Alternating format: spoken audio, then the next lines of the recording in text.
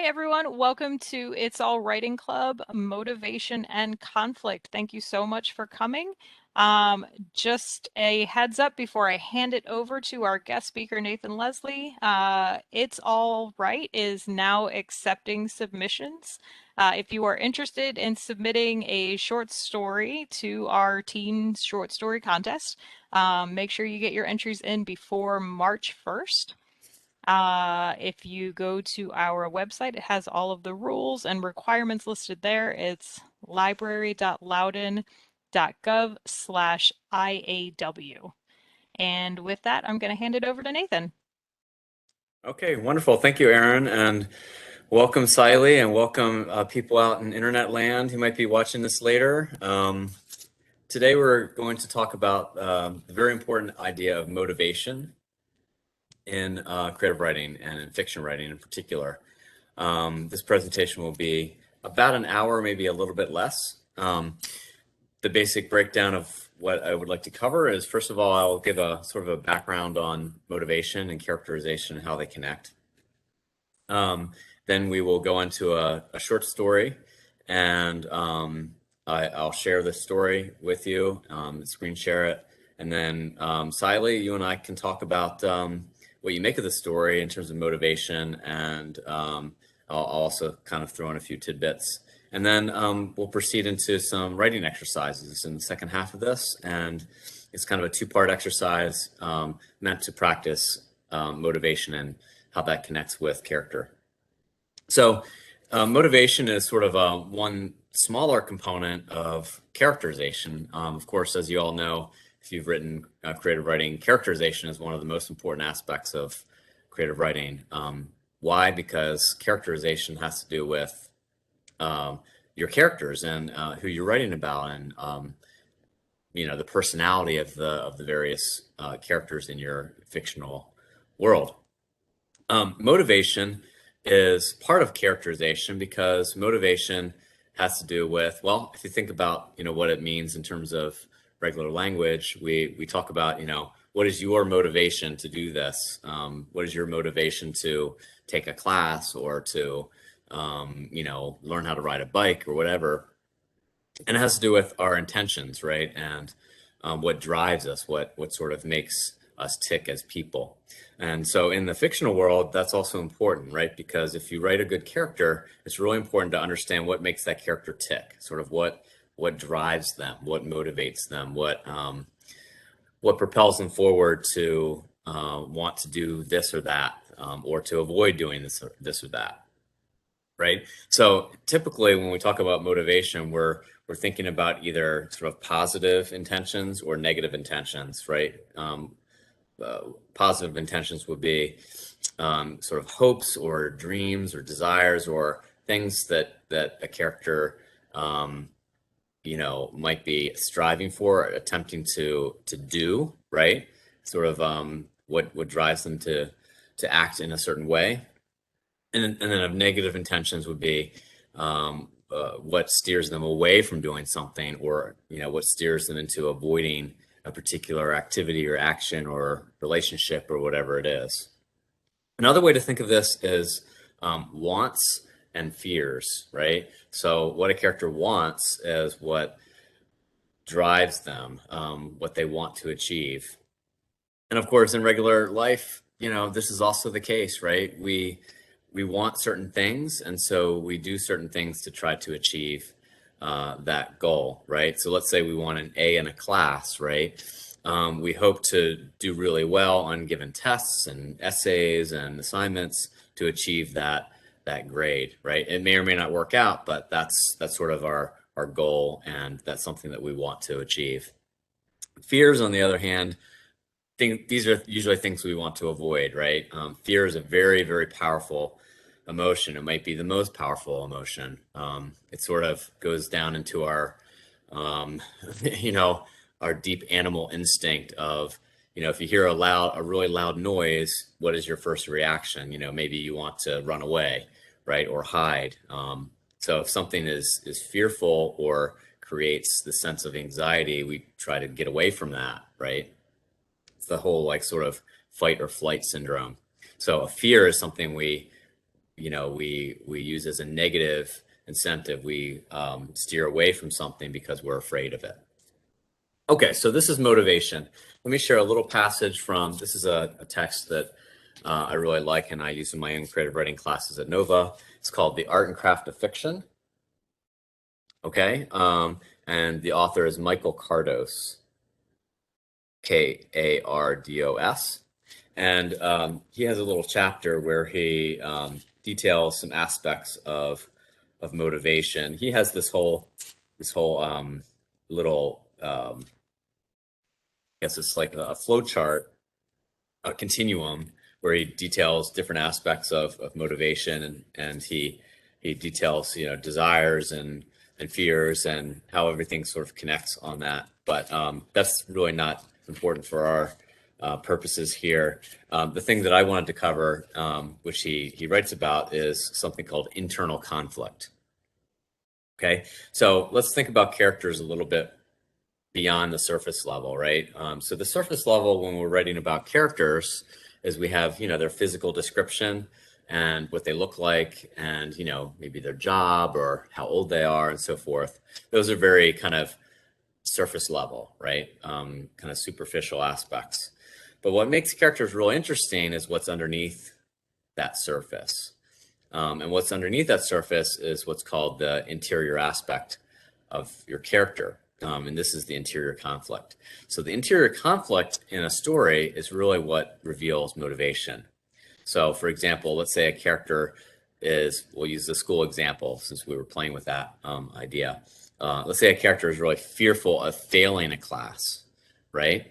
Well, if pushed in a certain extreme, if that character is fearful of failing a class, maybe he or she would even go so far as to do something that would be unethical just to achieve, a passing grade, right? So this is where sort of the motivation sometimes comes from. If someone is afraid of something possibly happening, sometimes characters do bad things, right? And that's what makes interesting fiction. So anyway, if you check out this book, it's chapter 7. There's a little section on motivation. Okay, so let's explore kind of this in a little bit more detail with a story, a very famous story actually, by Langston Hughes, who is an author that many students know about from the Harlem Renaissance and so forth. And this is a very famous story, maybe his most famous short story, called Thank You, Ma'am. By the way, Langston Hughes is mostly known as a poet, right? And you may have read some of his poetry, but he also wrote fiction. And so this is a kind of interesting, maybe chance to explore his work in a different way. So I'm going to screen share this story and read it to you. And then Sayeli, you and I can talk about the story, okay, in about 5 or 10 minutes when I'm done reading it. So let me screen share here.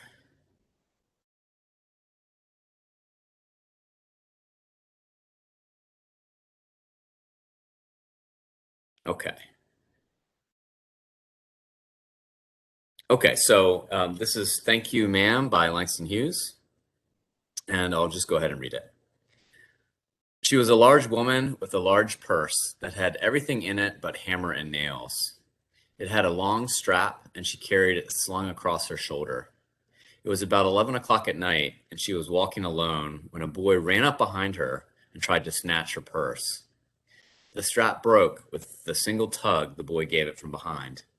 But the boy's weight and the weight of the purse combined caused him to lose his balance. So instead of taking off full blast as he had hoped, the boy fell on his back on the sidewalk and his legs flew up. The large woman simply turned around and kicked him right square in his blue jean sitter. Then she reached down, picked the boy up by his shirt front and shook him until his teeth rattled. After that, the woman said, "Pick up my pocketbook, boy, and give it here." She still held him, but she bent down enough to permit him to stoop and pick up her purse. Then she said, "Now ain't you ashamed of yourself?" Firmly gripped by his shirt front, the boy said, "Yes'm." The woman said, "What did you want to do it for?" The boy said, I didn't aim to, she said. You a lie. By that time, 2 or 3 people passed, stopped, turned to look, and some stood watching. If I turn you loose, will you run? Asked the woman. Yes'm, said the boy. Then I won't turn you loose, said the woman. She did not release him. I'm very sorry, lady. I'm sorry, whispered the boy. Uh-huh. And your face is dirty. I got a great mind to wash your face for you. Ain't you got nobody home to tell you to wash your face? No, said the boy. Then it will get washed this evening, said the large woman, starting up the street, dragging the frightened boy behind her. He looked as if he were 14 or 15, frail and willow wild, in tennis shoes and blue jeans. The woman said, You ought to be my son. I would teach you right from wrong. Least I could do right now is wash your face. Are you hungry? No, said the bean dragged boy. I just want you to turn me loose. Was I bothering you when I turned that corner? Asked the woman. No. But you put yourself in contact with me, said the woman. If you think that contact is not going to last a while, you got another thought coming. When I get through with you, sir, you are going to remember Miss Louella Bates Washington Jones. Sweat popped out on the boy's face, and he began to struggle. Miss Jones stopped, kicked him around in front of her, put a half Nelson about his neck, continued to drag him up the street. When she got to her door, she dragged the boy inside, down a hall, and into a large kitchenette furnished room at the rear of the house. She switched on the light and left the door open. The boy could hear other roomers laughing and talking in the large house. Some of their doors were open too, so he knew he and the woman were not alone. The woman still had him by the neck in the middle of the room. She said, What is your name? Roger, answered the boy. Then Roger, you go to that sink and wash your face, said the woman, whereupon she turned him loose at last. Roger looked at the door, looked at the woman, looked at the door, and went to the sink. Let the water run until it gets warm, she said. Here's a clean towel. You gonna take me to jail? Asked the boy, bending over to the sink. Not with that face. I would not take you nowhere, said the woman. Here I am trying to get home to cook me a bite to eat, and you snatch my pocketbook. Maybe you ain't been to your supper either, late as it be, have you? There's nobody home at my house, said the boy. Then we'll eat, said the woman. I believe you're hungry or been hungry to try to snatch my pocketbook. I wanted a pair of blue suede shoes, said the boy. Well, you didn't have to snatch my pocketbook to get some suede shoes, said Miss Louella Bates Washington Jones. You could have asked me. Ma'am? The water dripping from his face, the boy looked at her. There was a long pause, a very long pause. After he had dried his face and not knowing what else to do, dried it again, the boy turned around, wondering what next. The door was open. He could make a dash for it down the hall. He could run. The woman was sitting on the daybed. After a while, she said, I were young once, and I wanted things I could not get. There was another long pause. The boy's mouth opened. Then he frowned, but not knowing, he frowned. The woman said, Uh-huh. You thought I was going to say, but didn't you? You thought I was going to say, but I didn't snatch people's pocketbooks. Well, I wasn't going to say that. Pause. Silence. I have done things too, which I would not tell you, son, neither tell God if he didn't already know. So you sit down while I fix us something to eat. You might run that comb through your hair so you would look presentable. In another corner of the room, behind a screen, was a gas plate and an icebox. Miss Jones got up and went behind the screen. The woman did not watch the boy to see if he was going to run now, nor did she watch her purse, which she left behind her on the daybed. But the boy took care to sit on the far side of the room where he thought she could easily see him out of the corner of her eye if she wanted to. He did not trust the woman not to trust him, and he did not want to be mistrusted now. Do you see somebody to go to the store? Asked the boy. Maybe to get some milk or something? Sorry, do you need somebody to go to the store? Don't believe I do, said the woman. Unless you just want sweet milk yourself. I was going to make cocoa out of this canned milk I got here. That will be fine, said the boy. She heated some lima beans and ham she had in the icebox, made the cocoa, and set the table.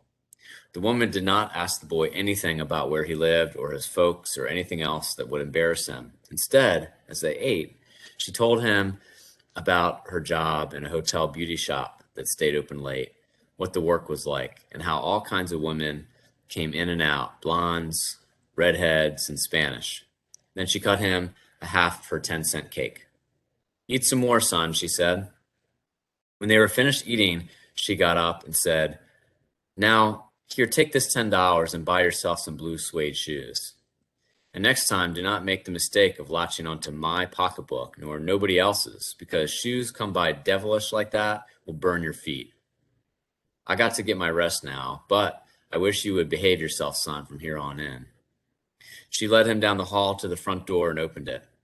Good night. Behave yourself, boy, she said, looking out into the street. The boy wanted to say something else other than, thank you, ma'am, to Miss Louella Bates Washington Jones, but he couldn't do so as he turned at the barren stoop and looked back at the large woman in the door. He barely managed to say thank you before she shut the door, and he never saw her again. Okay, so Saley, you're the only student, so guess what? You get to answer some questions. And if you don't know the answer, then I can answer some myself too. All right, so I don't want to put you on the spot too much. So let's talk about this story a little bit. First of all, one kind of obvious question is, what is surprising about this story to you? I think what's surprising is that the woman, she took the boy to her house and she kind of taught him a lesson, but in a kinder way, even after what the boy did. Okay, excellent answer. Right. So here's a kid who tries to steal our purse, right? In the very first paragraph. And we expect her to, you know, kind of punish him in some way, right? Or turn him into the police or something like that, right? But Yeah. instead, she brings him to her house.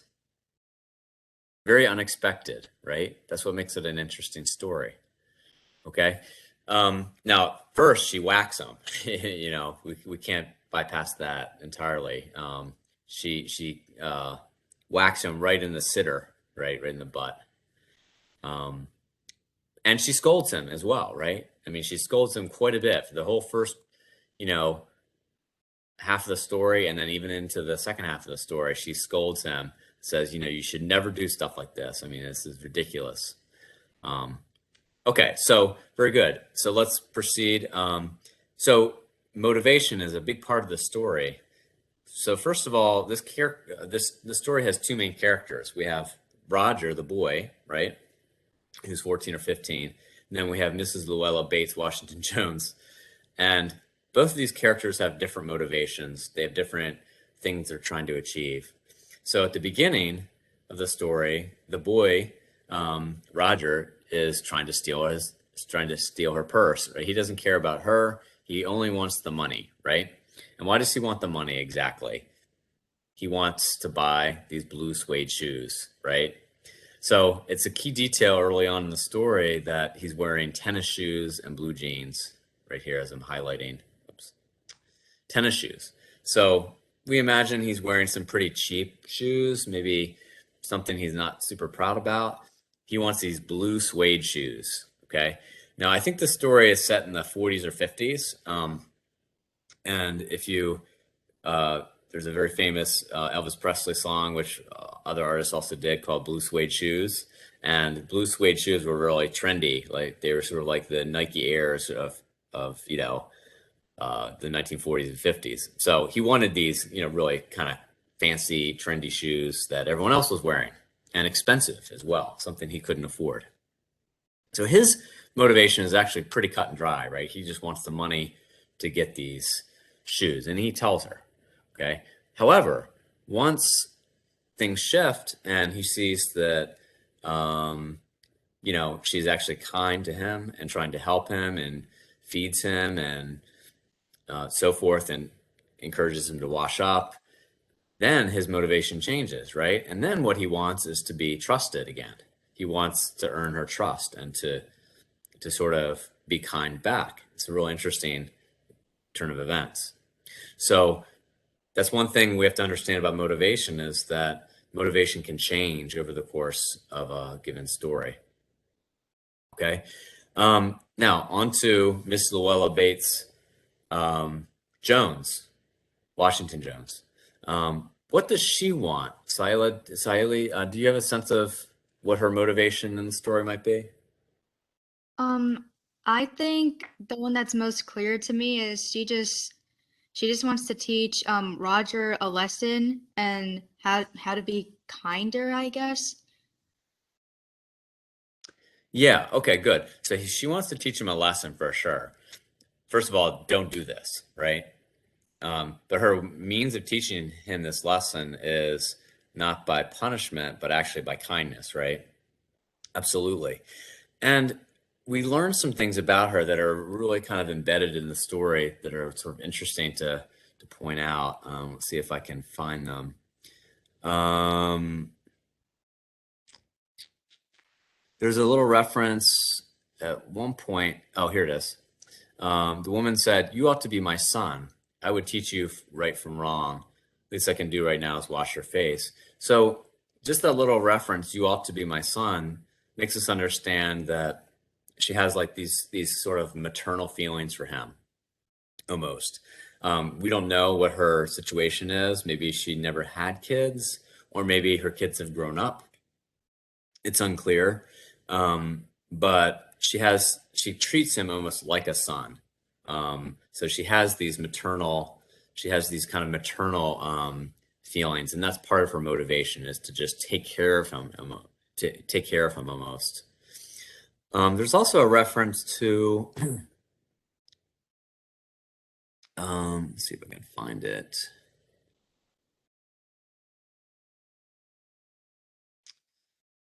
Oh, here it is. On the bottom of the top of the third page. Um, Here it is, right here, highlighted. She says, "I have done things too, which I would not tell you, son, neither tell God if he didn't already know." And then she continues with, sit down and get something to eat. What does that mean? That's a really interesting sentence. "I have done things too, which I would not tell you, son, neither tell God." Saeed, what do you make of that? Um, I think it's she's done things that are worse than what Roger did. Mm, Um, things worse than stealing, and they're so bad that she won't tell anyone.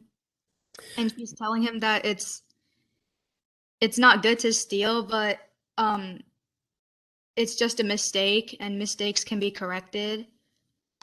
exactly, right. So here she's also teaching him, but here the motivation is different, right? It's not just to kind of mother him or to teach him right from wrong, but here it's she can identify with his position in life because she too has done bad things, right? And it's as if she's saying, "Well, I've done bad things too, but it didn't. Don't go in that route because it's not going to work out." I mean, she doesn't even clarify what those things are, so they could be really bad. She doesn't even want to tell God about it, right? So she can identify with his bad motivation of wanting to do something wrong to get what he wants, and she's saying, "Hey, don't go in this route." So those are a couple of motivations here that I think are really interesting. And then there's even this paragraph here where she talks about a job in a hotel beauty shop, and to me that's kind of another interesting aspect about her character, where she's sort of pointing to a positive, I think, example of here's what you can do with your life. You can get a job and help people out and so forth. Okay, I'm going to stop sharing at this point.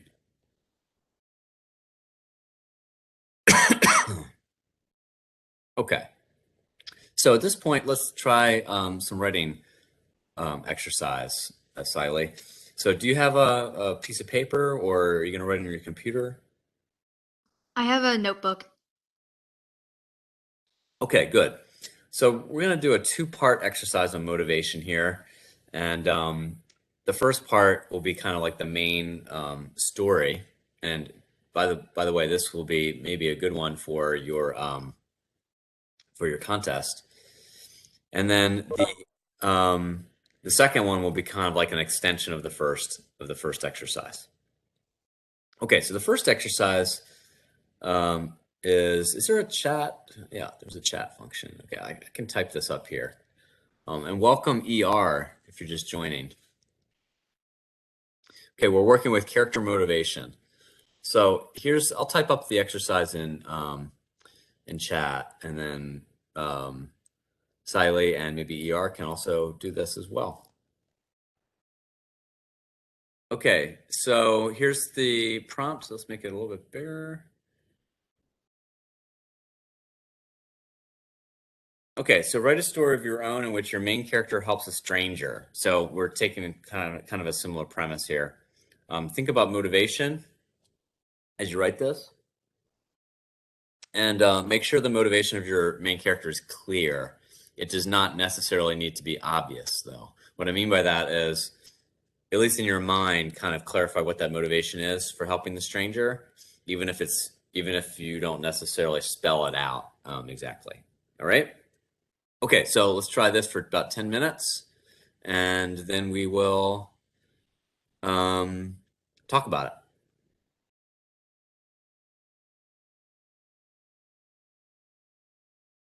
Okay, I'm just gonna go ahead and stop everyone. Sally, did you have a chance to finish an exercise as well, or did I catch you in the middle of finishing? Or I'm still writing.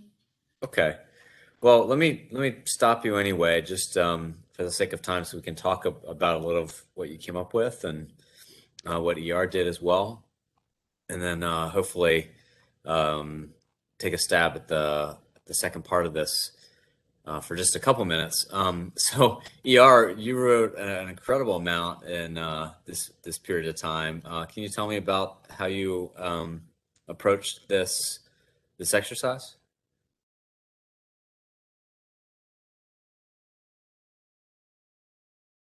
ER, are you still there? I think ER doesn't have a mic, Oh, as far no as I mic. know. Oh, okay. Although if he wants to, or if they want to, they're welcome to either type in the chat or unmute themselves if they do have a mic. Either way is fine. Yeah, yeah. Feel free to answer in the chat. Otherwise, I would just say that it seems like that's really quick. So you have a main character, cat, and then we have the alien. It seems like is the stranger. Um, nothing is stranger than an alien, right? So I guess you really took this and ran with it. And you have a whole basically scene written out here. And I guess what I would say with this is great job. Keep it up. This is just the whole idea. The motivation to me is a little bit more mysterious, but did you have a sense of what Kat's motivation is here in helping the alien?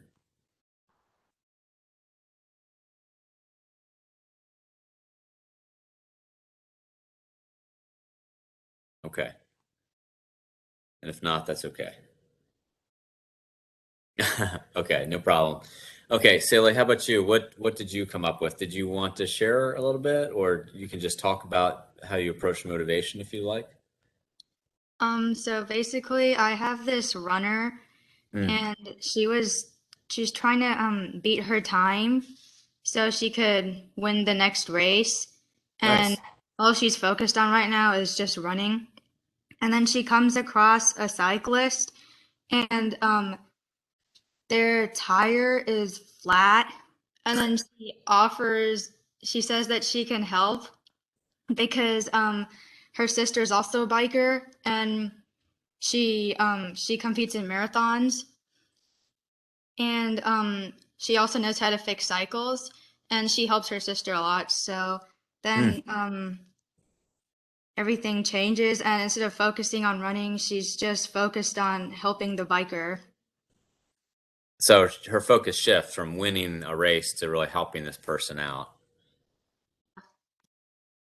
Yeah, that's a good, anytime a story kind of goes against what the reader expects to happen, that's a really good one because, if you can kind of see it 1,000 miles away, it's really not that interesting. But if a story goes in the opposite direction of what you might expect to happen, then it's ironic, and also the motivation is really interesting. We sort of wonder, what is that character really all about? Okay, so here's the second part of the exercise, and This will be just a little short, maybe 3-minute exercise. So I'll type this up on Word and share it as well. So this is part 2.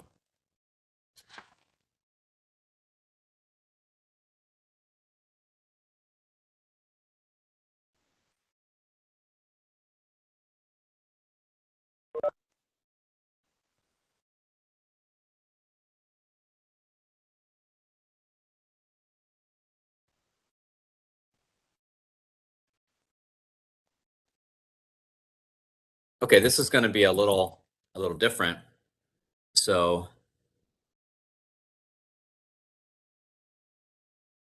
let's see.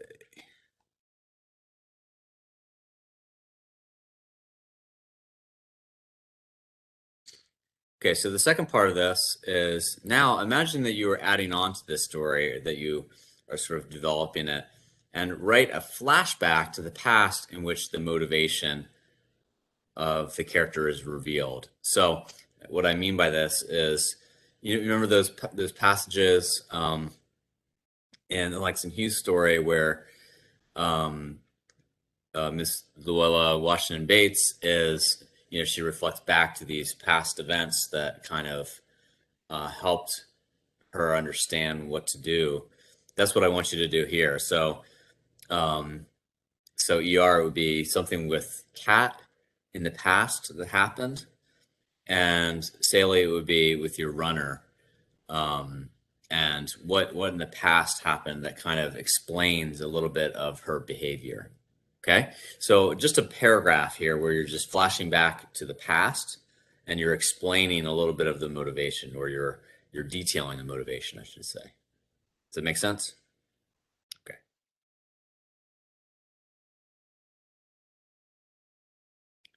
Okay. So how do we do with the flashback?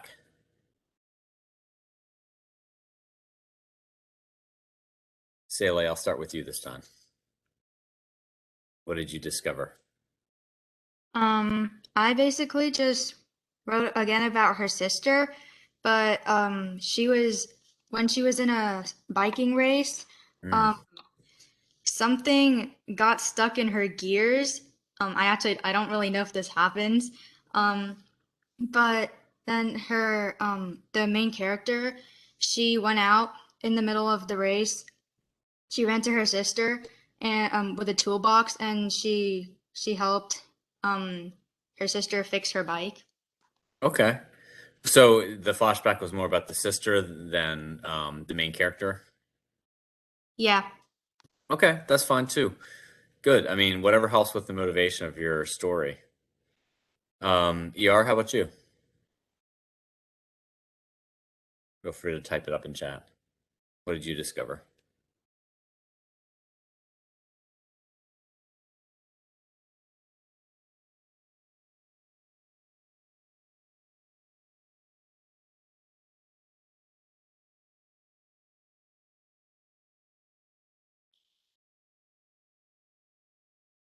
Hmm.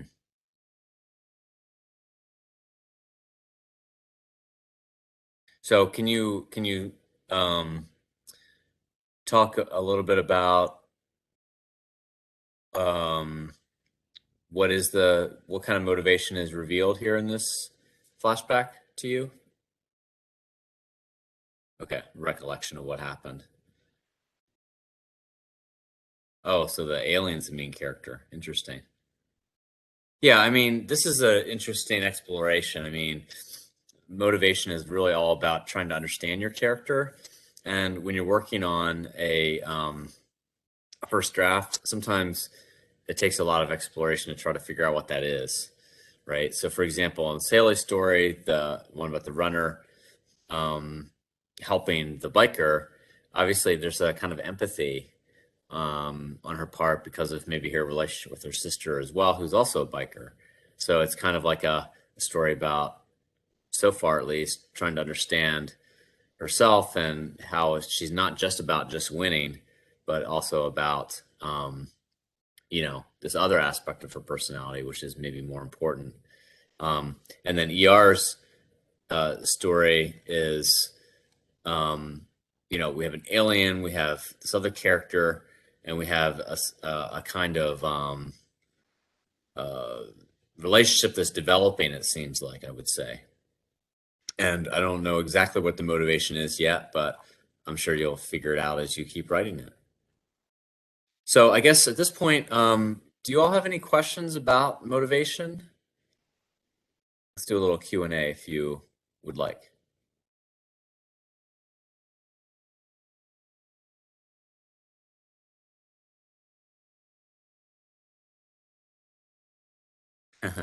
True. Yes, ER, the first half of this will help you a lot because we talked about motivation and also a particular story. Saley, I think you got a lot out of the first part, I think, because you were so good with your answers. Well, thank you, guys, both so much for attending, and I hope you got something out of this. And good luck with your contest if you do enter. I hope you do. And please check out the next program I do. Aaron, do you remember what is the next program I'm doing? I think the next one you're doing is on February 1st. So Tuesday, February 1st at 6 o'clock. Tuesday, February 1st at 6 o'clock. Okay. Yep. Sounds So, good. So that's the yep. next one. Yep. So we'll be back on here. Again, you have until the end of February to submit your stories. So definitely join us for program on February 1st. Also, all of Nathan's programs that we've previously done are also on the YouTube channel. So feel free to check those out. Okay, And thanks, yeah, ER and Saley, and nice to see you. ER again, and Saley, nice to meet you. And Aaron, thanks again for hosting, for letting me absolutely. talk and work through some of this creative writing stuff. And I invite you all to join us next time. All right. Thank you so much, Nathan. Okay, you're welcome. Take care. Thank Bye, you. everyone. Have a good night. You too.